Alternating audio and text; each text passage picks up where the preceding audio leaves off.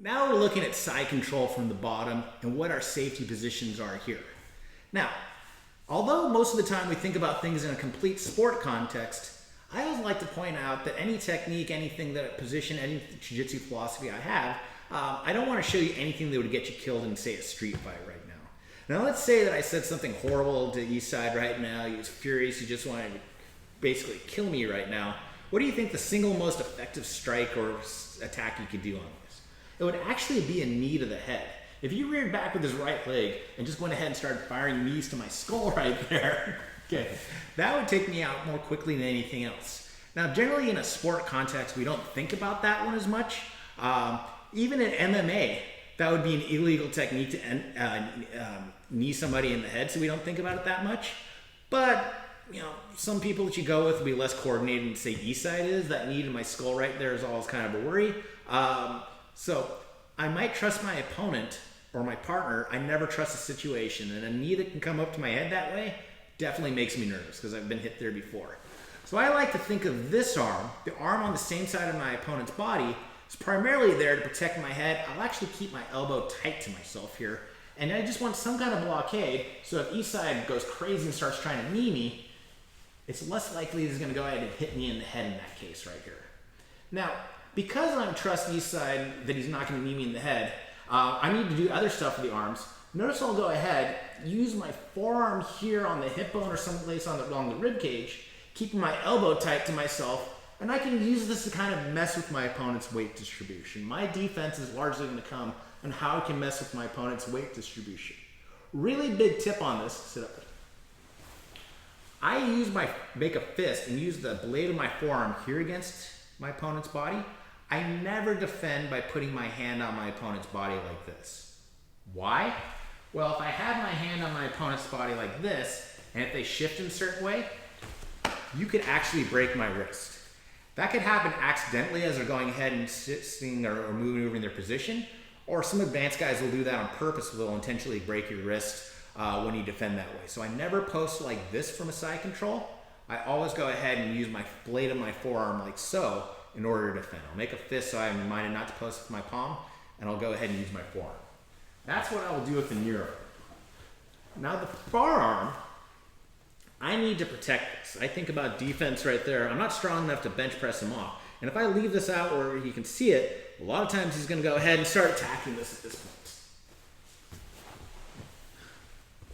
It might seem counterintuitive, but the best place to go ahead and make a defense in a block is actually looking for an underhook. Bring this up close to your partner right now and make an underhook. That means I'm underneath the arm in between the body right here. I don't have to get super deep. I'm just kind of shallow. Heel of my palm just sort of on the side of my opponent's body, okay? With my hand hidden in an underhook, it's going to be very difficult for him to attack. He's going to have to bring my hand up in front. So I prefer to do it that way, as bringing the underhook in, okay? From here, you notice that my opponent, my partner, is actually in between my arms at this point, okay?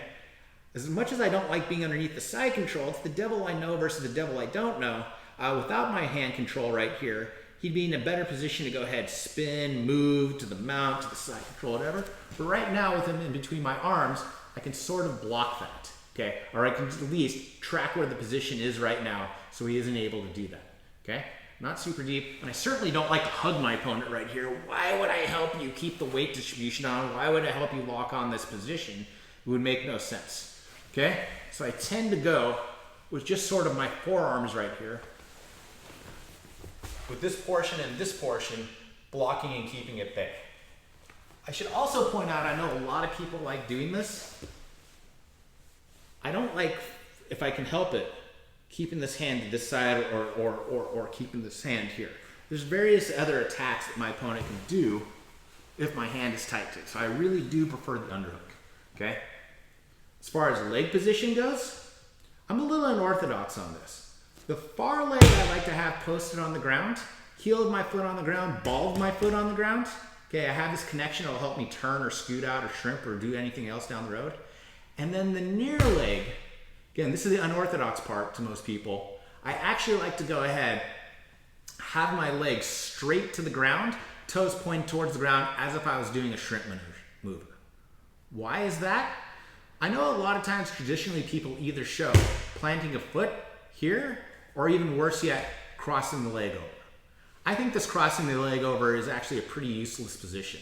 The idea that I can sit here in a bad position underneath the side control, cross my legs and freeze here and prevent the mount is a little bit ludicrous to me. Like, my opponent knows what he's doing. He would smash through this pretty easily. Okay. Yep. And just cause that. Okay. In addition, leaving my leg out here from some advanced levels could open me up to some foot and hip attacks. Okay. By keeping this leg down low, okay, I prevent my opponent from pushing my legs over one way or the other, okay, and driving with their legs underneath me to maintain a tighter side control. Okay, I can keep that block right there. And it sets me up better for my escapes. I have to be active about this. I really don't want to be in this side control position for too long. Okay, so this is my quote unquote safety position underneath the side control. Okay, I want to, first of all, look for my arm positioning. I always think about protecting my head. Again, I trust Esau. We've been working together for years, but I never trust the situation. That knee close to my head makes me nervous. So I'm sitting here blocking. Secondarily, though, I can use this forearm. I can use this to mess around with his weight distribution on his rib cage, on his elbow, whatever. Never with my palm, always with my forearm, and use this to start messing around with his weight distribution. Okay? I have an underhook with the far side arm. Okay? Palm facing towards myself, nice and shallow, and I'm keeping them between my arms. In my leg position, again, a bit unorthodox. Far leg, I like close to the ground, heel of my foot on the ground, ball of my foot on the ground. The near leg, I like, basically I'm in shrimp position right now, Ebby position, legs straight, toes pointing towards the ground. I do not want anybody to get underneath the ground. Now, if I don't have the underhook right away, if my opponent has the underhook, I might have to go ahead, before I do anything else, I like to go ahead and try to get my underhook back, okay? I could, at least temporarily, bring my forearm here close to the temple, set up for a small bridge. When I say small bridge, my bridge isn't necessarily to completely escape the position. I don't think I can do that just yet. My small bridge, when I go ahead and drive from the ground through my foot, through my knees, through my hips, and also shove a little bit with my hands, just creates enough space so I can go ahead and work my underhook back under. Okay? I'm not saying I'm safe right now or happy at this point. I'm just saying I'm in one of the better positions I can be in for our side control right now. I have a place where I can go ahead and start thinking about making my escapes. So that is a side control safety position to start off with. So we're in our so-called safety position within the side control. So I have my hands in position, my legs in position, but I do have to worry about how my body is. Now, a lot of times if you're in a bad situation, if you're in a bad position or stuck in a bad technique, one of the best ways you can go ahead and think about your defense is reverse engineering what your opponent's trying to do, or reverse engineering and knowing what's the most important part that your opponent's trying to do to maintain their position. We've already established that underneath side control, the most important thing my opponent can do is have good weight distribution. He's trying to drive down sternum to sternum, be heavy right now, take the air out of me. So naturally, that's not what I want to allow happen, okay? I want to make him imprecise by how I can go ahead and shift my arms around. But of course, my defense is largely going to be with my body. I don't even want to be a target where he's going to go directly on top of me right now, okay? So one thing I can do is I can sort of scoot my opponent away from my opponent and make him inaccurate right here. So with the shrimp position right there, I can go ahead and take a step out with my outside foot.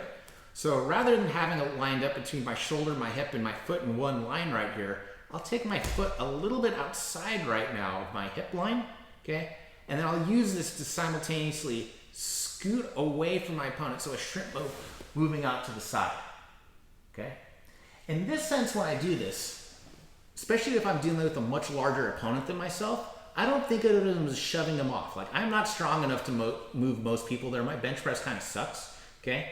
So rather what I'm doing, instead of trying to move my opponent, if at all possible, I'm trying to move myself. So you can see I'll take a slight step to the outside right now, between my shoulder, my hip, and my foot's a little bit to the outside. And I'll go ahead and kind of, if I have to push off, I will, but it's the idea that I'm scooting myself out to create that space. And as I scoot out, as I move my hip out, you'll notice I'm simply turning to my side, therefore limiting the exposure to my sternum, making it harder for him to keep me down. Okay? As I need to, I can continue to battle, and I'll scoot out, scoot out, scoot out, and I'm really going to go ahead and make my adjustments against the weight distribution until I feel I'm in a place where I'm comfortable at. okay? Or when I feel I have a position where I can go ahead and start initiating my escapes. But before I can initiate any of my techniques and escape, I have to do something about that weight distribution. I have to get away from him right here. See, I'll start off right here. Maybe it's chest flat, okay, like so. I'm in my so-called safety position. I've already pummeled my hands to where I want it to go. My legs are already in position. Again, I'll step out a little bit to the outside, and I'll go ahead and scoot myself away. Okay, and if I need to, I always go short, choppy steps until I get to what I want to do. Okay? One of the key things, especially since when I do this escape, my opponent's in the dominant situation right there. Okay, they're reacting to me, they're in the dominant situation. I don't think there is one quick, swift move that I'm going to be able to get out of, especially if they're technical and or strong in the position.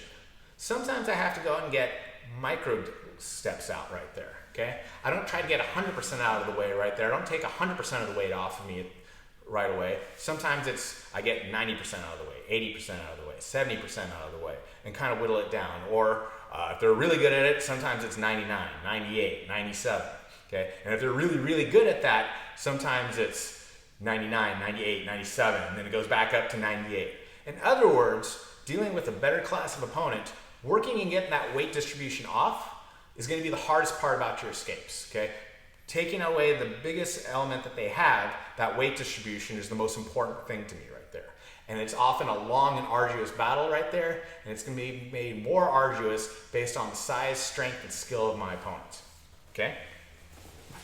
So a lot of times I'm, again, just starting off here, and it's incremental bursts right now. It's like, You know, eventually, even if they kept 100% of their weight on top of me right here, I can't make my escape here. Eventually, it'll get to a point, the percentage will be off to the point where I do feel comfortable making my escape. Now, one other tip I can give you right now from here has to do with somebody that's cross-facing you. Now, philosophically, I don't tend to put a lot on the cross-face. I do a little bit more on the weight if you're doing that. But some people like that so-called shoulder of justice, they'll really grind into you here. They'll make you look away, okay? We can deal with that in the same way, in the same position right here. Again, I can't bench press him off, but sometimes if I take the risk, if I go ahead and kind of cup his shoulder right now or cup his collarbone, okay, it's not so much that I'm pulling him away from me right now. I'm holding him in place as I go ahead and scoot out, okay? Motion's all is relative right now. I know that Eastside has a strong position, so I'm not trying to move him as much as I'm trying to move myself, okay? But literally sometimes I'll go ahead and cup the shoulder right here as he has this, as he's driving into me right there, and I'll go ahead. I'm just trying to keep him in place relative to myself, and I'll scoot out, I'll scoot out, I'll scoot out, okay? My arms aren't extending in the sense that I'm trying to push anybody away from me. Essentially, my arms are blockading so they can't follow me. Okay, there's a difference. I'm not pushing anybody away from me. I'm moving myself out, and my arms will extend to the point where you can't track me. Okay, but again, once I rid myself of that weight distribution or the good weight distribution of my opponent on top, I will set myself up better for my escapes. So we're underneath the side control right now.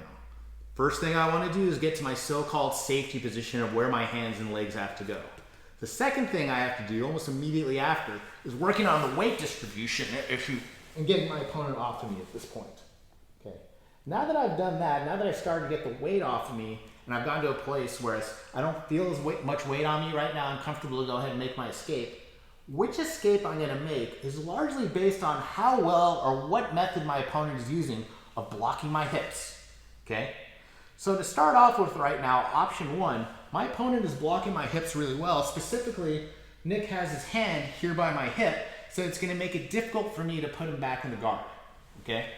In this case right here, if I can't put him back in the guard, I'm going to go ahead and look to go into a turtle position right now.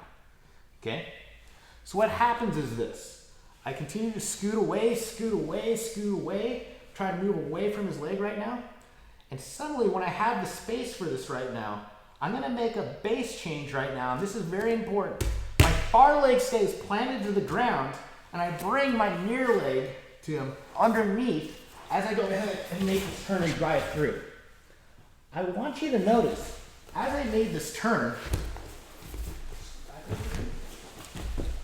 that this foot remained on the ground right now. My right leg remained on the ground. So I always have the ability to drive into my opponent. And when I go ahead and make the scoot right here, it always comes underneath. I'll turn and allows me to drive into my turtle position, which is going to be a different class. Okay? Again, we can do this motion solo right now, where it plants on the ground. See it from this angle. I'll turn to my side, scoot my hips back to the point where I can bring this leg underneath without losing contact to the ground. Turn, come into a turtle, and because I have this connection to the ground, I can always drive through, okay? Or, even aside from driving through, it's harder to flatten me out. Look, connection to the ground is important. I'm a ground fighter right now. And what's keeping them off of me, what's keeping my motion, what's my connection to the ground? It's this leg right here.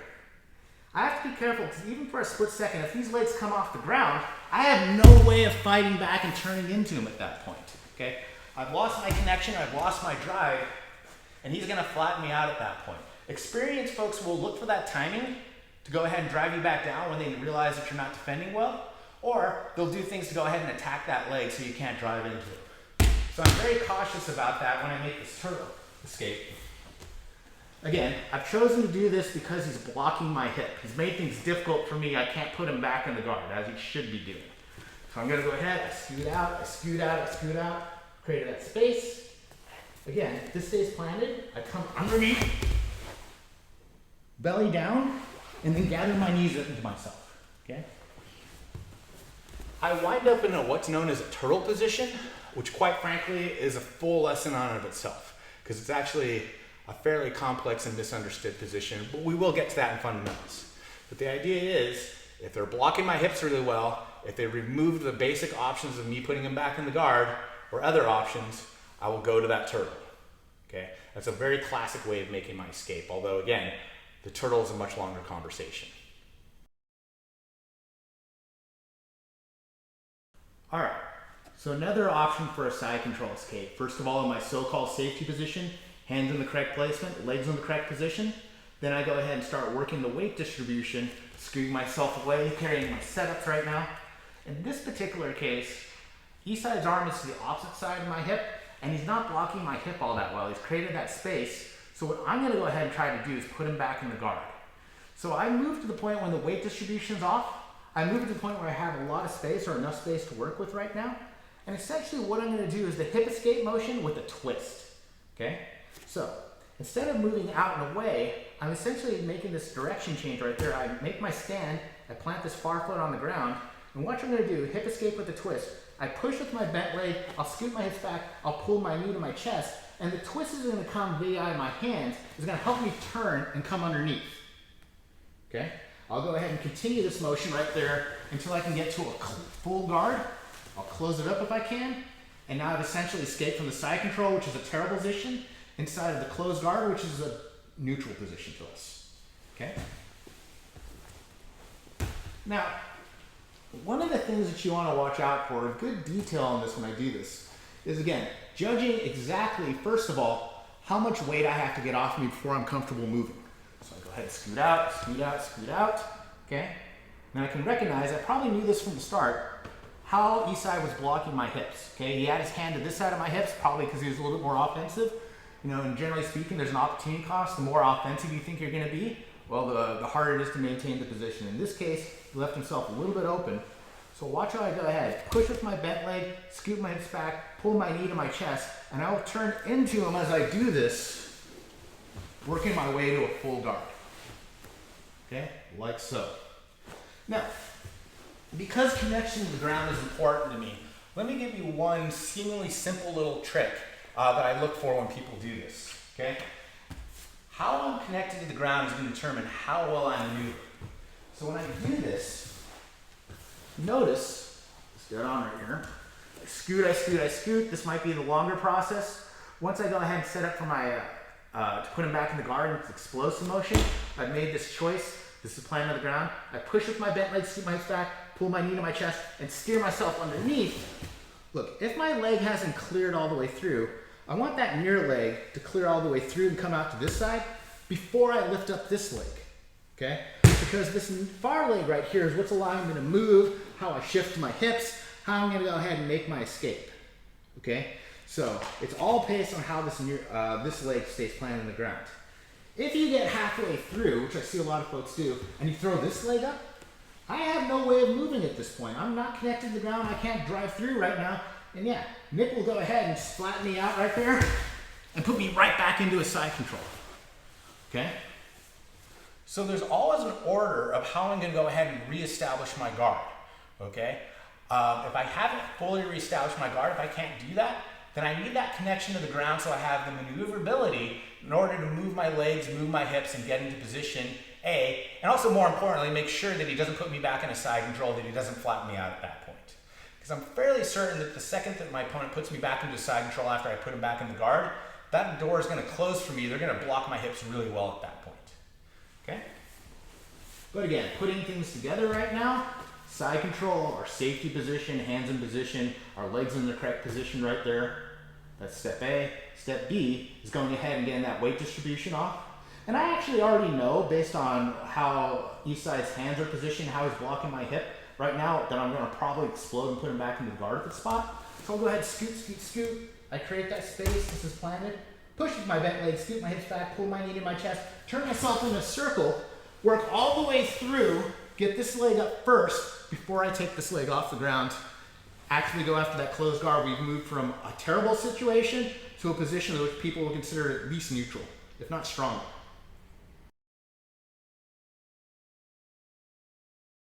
All right, so I'm going ahead, hands in my safety position, legs in my safety position first, going ahead and working, getting rid of that weight distribution right now. And usually when I create this weight distribution issue, or like I get the weight distribution off, I scoot my hips away, my first choice is usually to go ahead and try to put my opponent back in the guard. Okay, my opponent, Nick, knows this right now. He was going through the instruction along with you. He knows that if I create the space between his leg and my hip, or if I kept the space between our hips right there, I'm going to put him back in the guard. So as we're moving along right now, he's going to go ahead and start tracking at my hips right now. He's going to come in, he stays tight, he stays tight, he stays tight right now. In other words, he's never going to let me get that space. He might scoot up weight distribution, but he's never going to let me get that space. Okay? Now I can continue tracking that the whole way through as we move right here. Okay? Or I can go in a different direction. The more focus my opponent puts towards the hips, oftentimes the less focus they're going to put towards the upper body. Okay? And we're not just talking about the weight distribution. He doesn't feel all that heavy at this point. But suddenly, instead of moving my hips out of the way right now, I can make my stand. I'm planted on the ground right now at this foot. And I'm going to do what's known as a throw by. From the ground to my foot, to my knees, to my shoulders, boom, I'll throw by this way. Basically, it allows me to go back through me and allows me to come up and get to the back. Now, that particular escape is only open if I had the underhook to start off with, which is why I'm a big fan of side control defensive, side control safety positions for the underhook, because I can't do that with the hands in front, okay? And this is a good reaction right now. Again, I'm not only trying to get to put you back in the guard. What makes me effective about this is I also have the opportunity to get to the back, okay? So we're here, I move back to the side, I got that weight distribution, and he's tracking my hips, tracking my hips, tracking my hips. Make my stand, I'll plant on the ground. Good throw bys from the ground to my foot, to my knees, all the way from my shoulder on my side, and it allows me to come out to get to the back. A word on that throw by, 2 details on this. Number 1, throw bys are here from the shoulder. This is a powerful move. This gives me the chance to move them. This is not a great throw by right here. I don't have a lot of power on this. So I make it here from the arm. The second thing is, it's actually not just my arm, but it's how I'm connected to the ground. Okay? So I'm connected with my foot on the ground, and I'm on my side, and this allows me to move. Okay? If I'm not connected to the ground, it's only on my arm. If I'm flat on my back, we're not going anyplace. So I'm on my side, well connected to the ground, from the ground to my foot, to my legs, through my shoulder, and I do that throw by when I feel the timing is right. What is that timing? When they're tracking my hip really well. Okay? When they're not allowing me to get that space to put them back in the guard. Hey, check this out right now. You don't want to get put back in the guard? Or you don't want to give me the back? Fine. Either way you go, I have a way of dealing with this.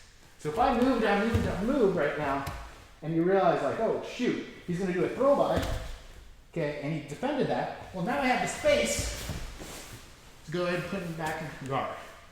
In other words, the defense against one of those escapes will lead to the opportunity for another escape.